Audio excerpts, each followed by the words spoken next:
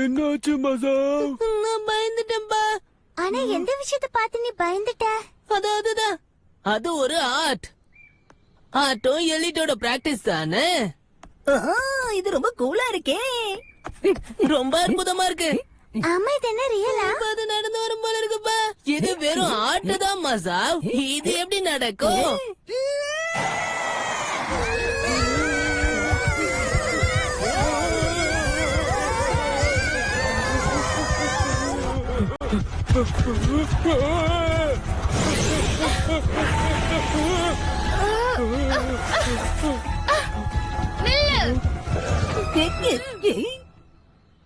இது ஒண்ணும் உன்னோட சாப்பாடு இல்ல.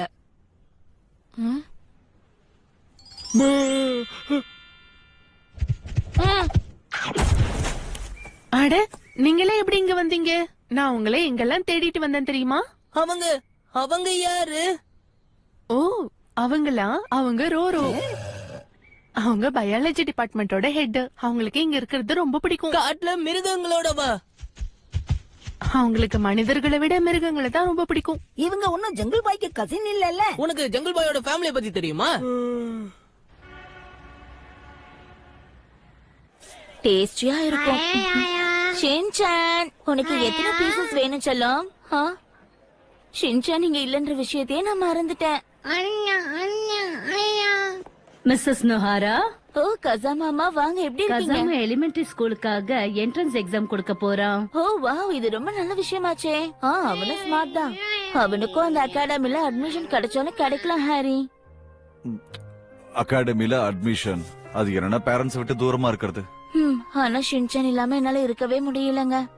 அவனோட ஞாபகமாவே இருக்கு. சின்சான் இல்லாம வீடு வெறிச்சொடி போய் கிடக்கு. அநேகமா ஷின்சானும் நம்மள ரொம்ப மிஸ் பண்ணிட்டு இருப்பான்.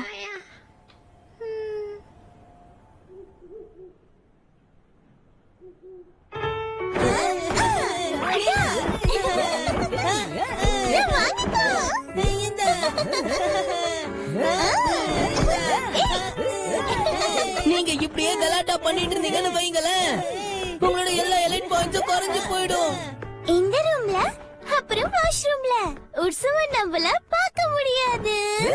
அதுக்காக ராத்திரி கூட இப்படியே சண்டை போட்டுட்டு இருக்கப்போ தெரியாம தலகாணி ஈரமாயிடுச்சுப்பா. அதுக்கான தண்டனை உனக்கு நிச்சயமா கிடைக்கும்.